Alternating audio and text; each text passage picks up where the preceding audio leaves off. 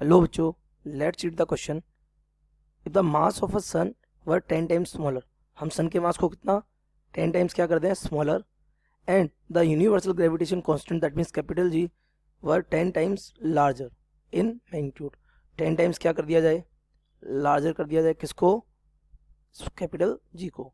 Which of the following is not correct, क्या पूछ रहा है बेटा आपसे, which of the following is not correct. Okay, जो करेक्ट नहीं है वो ऑप्शन पूछ रहा है, जो करेक्ट है वो नहीं पूछ रहा है। ठीक है, तो सबसे पहले देख लेते हैं इस क्वेश्चन का की कॉन्सेप्ट। की concept of the question is कि हमारा जो स्मॉल जी होता है किसी भी प्लेनेट का, वो हमारा था G mass of that planet upon R square. What is R square, R square is the radius of that planet.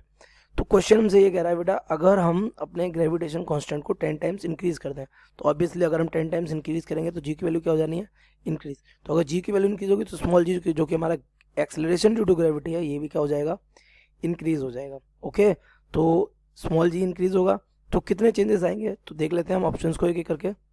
ठीक है, सबसे पहले बोल रहा है rain drop will fall faster.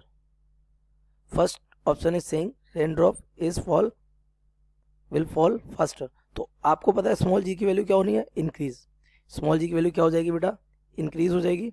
और अगर स्मॉल जी की वैल्यू इंक्रीज हो जाएगी तो definitely acceleration due to gravity बढ़ने की वजह से हमारा रेन ड्रॉप फास्टर ही आएगा। So it is correct.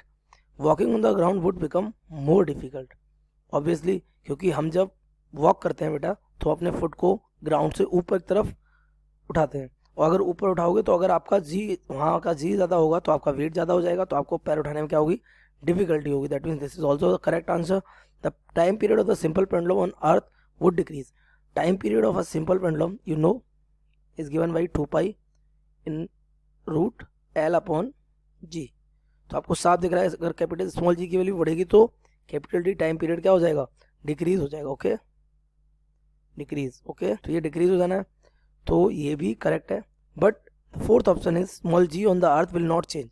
This is the wrong answer, क्योंकि स्मॉल जी हमारा चेंज होगा और जो रॉन्ग है वही सही है, तो इसीलिए ये हमारा ऑप्शन कैसा हो जाएगा, correct. I hope you have understood it well. Best of luck.